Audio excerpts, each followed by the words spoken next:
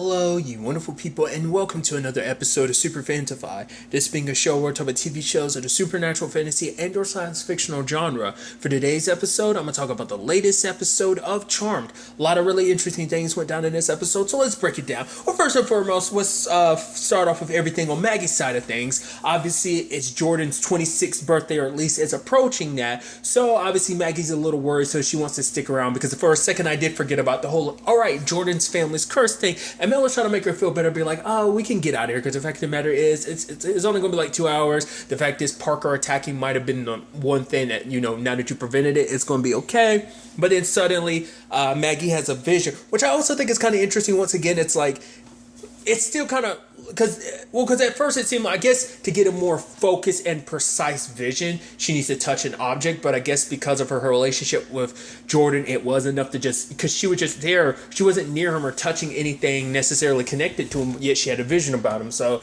I guess, like, her powers can work both ways. Nevertheless, she saves Jordan from a falling sign. I'm sorry, I can't speak. The fact of the matter is, so it's like, oh, wow, quick timing and everything. And obviously, Maggie caring and being worried about him. It's like, oh, no, stick around and everything. And obviously comes up the conversation. He's like, oh, I think I'm cursed. She's like, wait, you know about that? And he's like, and she's like, yeah. But then do you hear about how the different ways his family died? Like certain people, one was a car accident, another was like a brain aneurysm, but obviously that's as far as he's going back, because obviously Maggie and the others have done their research on Jordan to kind of find out, the truth behind all of this. But obviously Maggie's trying to, not let him know the truth, but then all of a sudden later on, they get attacked by a ghost. In particular, it's one of the spirits that a spirit of one of the witches that Jordan's ancestor had killed all those years ago. And obviously Maggie's trying to plead, like, the fact of the matter is Jordan should be held responsible for what his ancestors did. But for her, it's like, this place is supposed to be this is just a place. This place was made for witches who wanted a place, who were never kind of accepted in society. And look what happened to us, what happened to me and the other witches. Like, so I mean, to be fair, it's when something horrible like that happens to you, it stains your spirits. You're consumed by rage, so his spirit's not thinking. It doesn't matter if Jordan, his family had nothing to do with it. Their ancestor did, so that ancestor of theirs has to pay, and that includes, the descendants and stuff like that, And obviously Maggie's trying her best to keep Jordan safe, but obviously she can't really do anything on her own against the spirit, because anything that revolves around taking down the spirit or banishing the spirit or sealing the spirit, it's like, well, witch needs to be alive, and in this case you need 3 people. Then it possesses Swan, which is interesting, and she goes full-blown exorcist with the head turning. It just kind of, every time you see that and stuff, you're just like, ugh, it just kind of makes your own neck feel uncomfortable, at least for me. Luckily, Maggie's been taking those self-defense lessons, so she ends up taking down Swan. Part of me was worried. I was like, oh, you're kind of hitting her pretty hard, but I guess, like, maybe she doesn't feel all that because she's possessed. I'm skipping around, but when Swan ended up waking up, she was like, oh, my neck. So it's like she felt the head turn, so maybe some of those other blows from Maggie kind of landed too, but regardless. Now it's in that situation of like, all right, so what do you tell Jordan? It's like, all right, Jordan, the curse stuff you were worried about, it's super real, so what's, because obviously it's like about, this is about witches and stuff like that. It's like, how do you know? It's like, well, she never got to say it, but obviously Jordan kind of pieces it together, be like, all right, so this is it. Witches are a thing and everything. I actually forgot to talk about the fact is he knows exactly who Maggie is. He was like, oh yeah, all about kind of, going through some tough times of like, yeah, faking your death and everything. And she's like, wait, it's like, right. I didn't expect him to kind of just be so upfront about it. But I mean, to be fair, he was going to talk to her about it last episode, but obviously she vanished and disappeared. And she's like, what? Vanishing, disappearing, curses. Oh, you might be getting, trying to make him think it was all in his head or whatever. But regardless, I did like the fact that Jordan was like, yeah, seeing Parker, I can understand why you would do that, but you and Parker's situation, that's your own business. I'm not trying to dive into. So, but nevertheless, maybe he had referenced that before, because I'm skipping around. I do apologize. But Maggie was able, because the witch was originally going to kill her, and she's like, if it means killing George, she's like, I will kill you and I will burn this entire place down. And Maggie's like, if if you want to do that, go ahead. But know that if you do that, you're literally becoming what you hate. You're going to literally do the same thing, killing me and my sisters and even Jordan, who's innocent in this. And you guys were innocent as well. Just because you were different, you were killed. So if you want to become what you hate, go ahead. And it's like, Jordan wants you to have this. And it's like, maybe they had referenced that. I didn't remember them referencing the fact is that ring belonged to the witch, because she was like, "Oh, this is mine," and she was like, and it kind of brought her at peace, because I guess it's like I guess the witch finder kind of took that as a trophy, and it's been passed down throughout the family, which is like, it's kind of sad, because it's like, oh, there's this trophy over these 24 people, over 24 people we burned in a building. It's like, that's sad, you know. But nevertheless, the spirit is cured. Also, like, that's some bright, like, that was I've never seen a more, it's twisted to say, beautiful exorcism, like the bright blue and everything like that. I was like, man, that's a super flashy and beautiful exorcism, and I feel like they never look that pretty. It's kind of what I should say. But what's interesting though is that despite all that, the curse isn't broken, because the witch was like, it's not that easily broken. And basically tells Maggie, and Maggie ends up telling Jordan that basically he needs to balance the scales. I guess it means that to compensate for the 25 lives that were lost, Jordan has to save 25. But he's also like a medic and stuff like that. So like, he probably has saved, but it's probably still the thing of like, if he wants the curse to be fully broke, or maybe it's just balance the scale in a sense of lives were taken at the very least. Maybe he has to be willing to, put his life, he's put his life on the line for Maggie, but maybe it's like it has to be a little different circumstances. Like I said, I think it has to be probably like you have to save that amount of people to compensate for the people that had died. Maybe not. I don't know. This whole situation did lead to an interesting thing I was curious about, because like obviously you have Jordan asked the question of like, yo, is there a thing against mortals and witches dating? And it's like, no, there isn't. But the fact of the matter is, it's complicated, and it tends to not work out, because it literally didn't work out for either one of her sisters when it came to that department. So it's a part of me was wondering, because I was wondering, they're setting up the whole Jordan and Maggie situation, but he was like, but they can still be friends, right? And it's like, yeah, so it's like, okay, I guess they're just going to be good buddies, but eventually that might turn into more. Maybe not. I mean, to be fair, once again, Parker's not out of the picture. To their knowledge, Parker's dead, but obviously we know, as the audience, as well as Abigail knows, he's just locked up in a cell, so there's still room for that. So we'll see in that department whether they end up taking that, going, Jordan and Maggie, if they take that further or not, but we'll see. Next up, we'll focus on Macy's side of things. Well, her and Harry, obviously Abigail shows up. She's like, oh, I'm so hurt and everything. Oh, I've been poisoned. I'm like, yeah, from the very beginning, you're like, yeah. And it's like, oh, what's the first thing she did? Oh, hugging Harry and everything. I'm like, yep. Yeah, go ahead. And you just can tell it's super bothering Macy, which Macy just got a text from Julian being like, oh, yeah, wish you were here. But obviously this whole thing with Harry and Abigail kind of happened, and it's like, oh, she needs to be taken care of, poisoned and all that. So, and obviously Harry seems very doting over her, which Macy was like, come on, like, wait, you can't seriously just be going off with Abigail by yourself, because it could be dangerous or something, but like Harry tries to justify it by being like, it's actually, we need to actually keep Abigail safe, because she's been in a position of, ruling over the demons and stuff like that. There have been any witch killings and stuff like that. So it's like, we need to kind of keep her in power, because we don't need anyone else usurping her from the throne or whatever. But I like Macy being like, well, fine, I'm not going to let you go alone.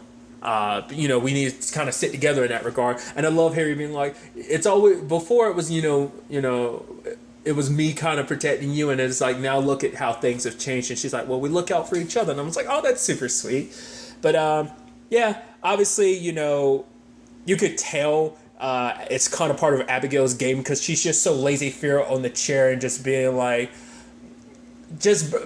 oh, be careful with that alcohol of mine. It's worth more than your entire outfit. It's like, they're here to help you, and you're being so mean, and and it's like, you could just tell, and it's just like, you should get up and help her. She's like, oh, I can't help it. Almost like, oh, woe is me, I'm so weak. Oh, Harry, do you mind fixing me a drink? Oh, it'll be so, it's like, you're just sucking it. You're like enjoying this too much.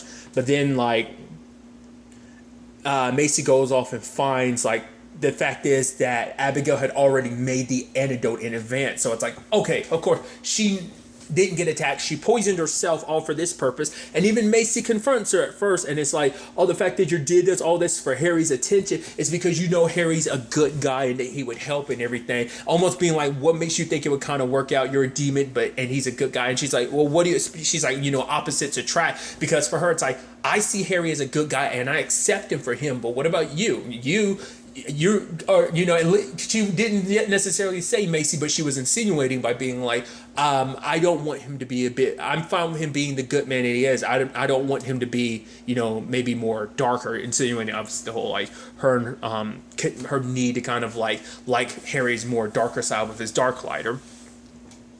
But even when Macy kind of brings that up to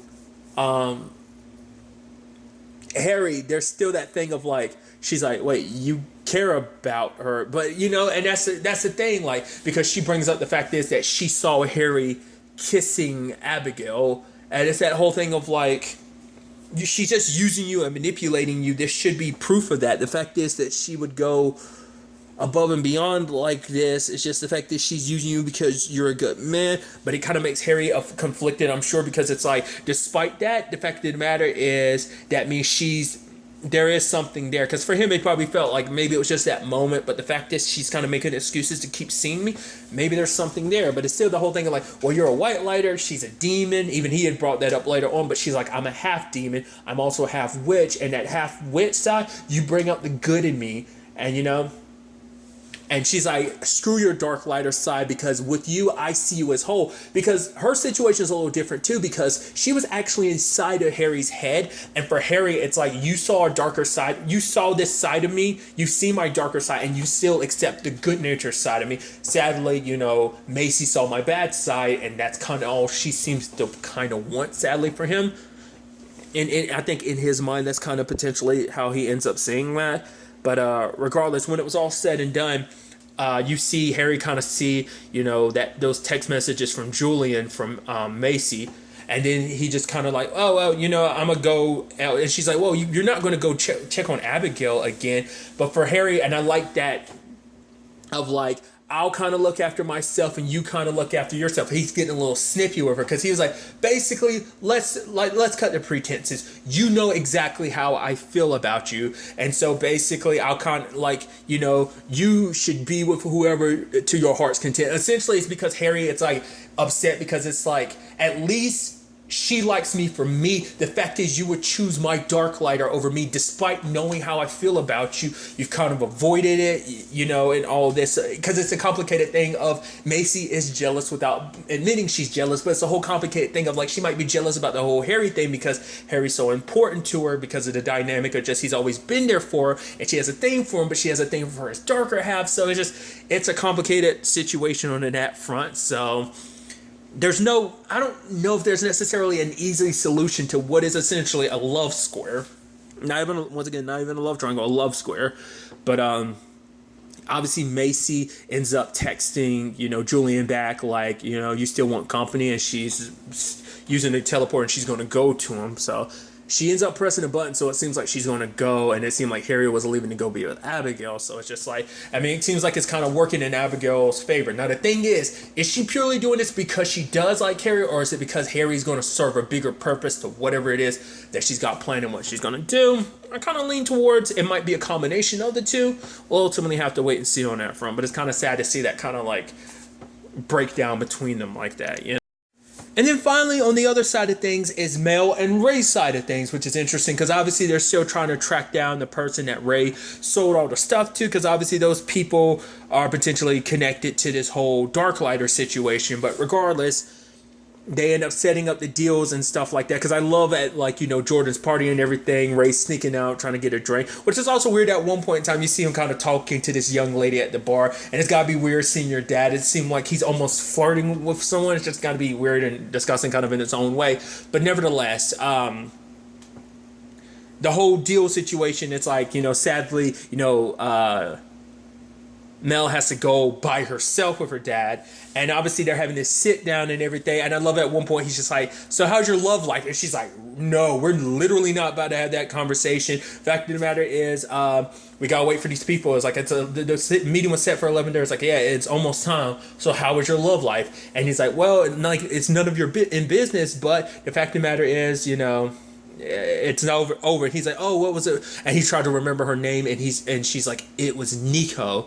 And obviously it was a complicated situation, and she's kind of saying almost like I kind of had terrible examples. And he's like, "Whoa, you're trying to say it's on me?" Basically saying that because of her dad. Well, it's not even just her dad. She literally talks about both him and her mom. It's like her only example of a married couple or a relationship in general were her parents, and their relationship fell apart because it turns out both of them kept secrets from each other. And he's like, "Me and your mom told each other everything. She didn't tell you she was a witch, and you didn't tell her you were a thief. Great, yeah, you guys sure told each other everything." It's like, yep. It's actually, well, despite that, the fact of the matter is, when everything was said and done, he had a meeting with one of the people with the dealings, and it was this lady named Nadia, played by Peyton List, interesting enough. Many different things. Obviously, like, most recently, a thing she was in was Gotham. She played the most adult version of, or rather the later version of Poison Ivy in Gotham. But CW connection-wise, she was in the sadly short-lived, Tomorrow People and Frequency. She didn't pop up in it much, but obviously she's been in The Flash because she played Leonard Snart, aka Captain Cold's sister. I wonder her name. Isn't her name like Golden Glider or something like that? She's only played it like once or twice to my recollection. But regardless, those are the CW connections. I actually just remembered she was in season 3 of Colony as well. Regardless,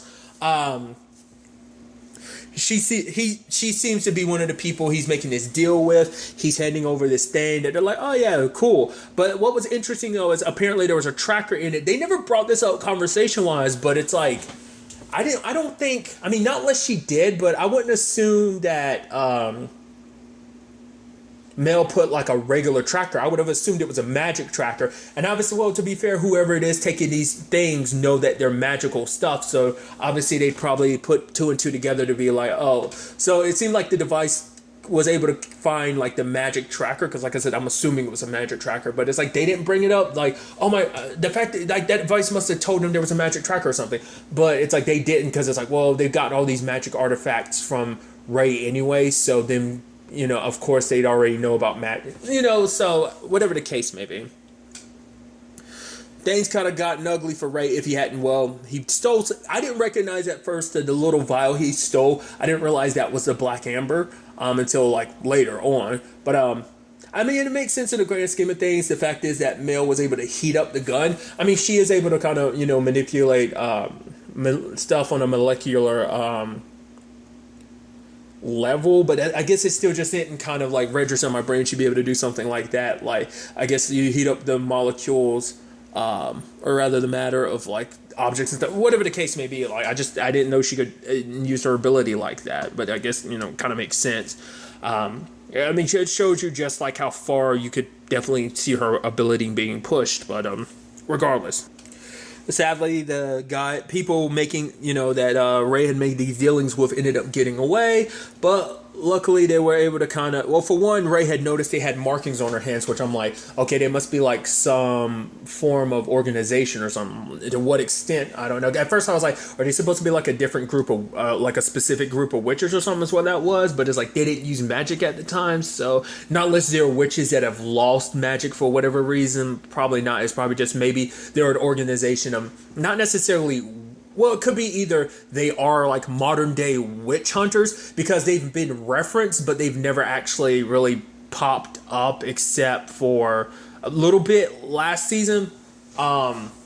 And any other hunters that have ever popped up have been like, demons or in this, obviously the obvious case being like the Darklighter. But that's probably who they are because like, well, skipping around a lot. Like the fact is at the end, we see that them using the black amber to kind of resurrect like an animal or something because it's like, oh, and they're like, it's like, oh, this is kind of miracle. Must be some kind of miracle. It's like, no, it's no miracle or whatever. It's magic. So That's what I mean. It also shows that the Black Amber can be used for a lot. That's interesting. I mean, I guess we don't know the grand scheme of like what that can be 100% used for, but some other interesting things we had learned, like understanding why Ray and their mom split, is because, well, basically he was so caught up in his work, and obviously she was basically raising Mel essentially on her own.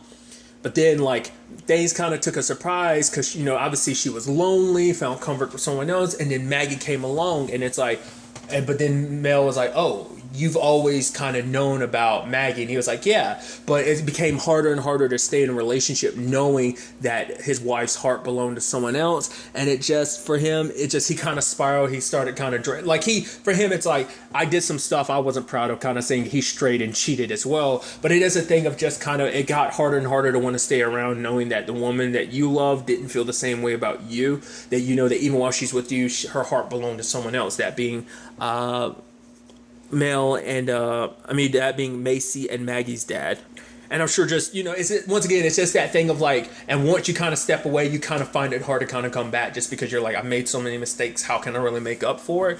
Plus, being around them probably would have just been a constant reminder of that. So that's why he left, It's not like he was trying to make excuses, but it was just him trying to get Mel to kind of understand. And I think hearing that kind of made Mel kind of see things differently, finally see them from her, dad's point of view. So I thought that was kind of a neat aspect to it. And, when he's actually leaving at the end, she is kind of being like, you could stay, but for him it's like, I can't. The fact is, the moment they find out about that Black Amber, understand what's going on, they're going to come after me knowing that I have access to stuff like that, and when it's all said and done, it'll eventually trail them back to you, so I need to keep them as far away from you. I was curious to see what they were going to do. I thought Ray was going to stick around for a while, but it's like, no, he's kind of on the run again. But at least they know their dad's out there. I mean, obviously he might be in a little trouble, but obviously he knows how to kind of avoid trouble. He's kind of been doing it for a very long time, but he, in his own way, he's protecting them, because for him it's like, I gotta do this, let me do this, kind of do something right for you girls, for once. Like, it was kind of a sweet and endearing aspect of it. So obviously a lot of stuff to keep in mind going forward. Like, obviously, once again, like, who this group is. Like I said, I'm going with Witch Hunters, but we'll ultimately have to wait and see. What are they up to? Are they the ones behind the Dark Lighter getting resurrected, or is that someone else? Like I said, my mind says always seemed like it was Abigail, but it seems like it's not. It seems like that's two separate things, but they might be two separate groups that have actually been working together to kind of get what they want. We'll kind of have to wait and see where things kind of go on the Jordan front, as well as this whole complicated Harry and Macy situation. We'll ultimately have to wait and see where all this takes us going forward into the next episode. But really, that's all I want to talk about to the next time we meet. Be happy, be safe, live life to the fullest, and enjoy it. Good day and goodbye.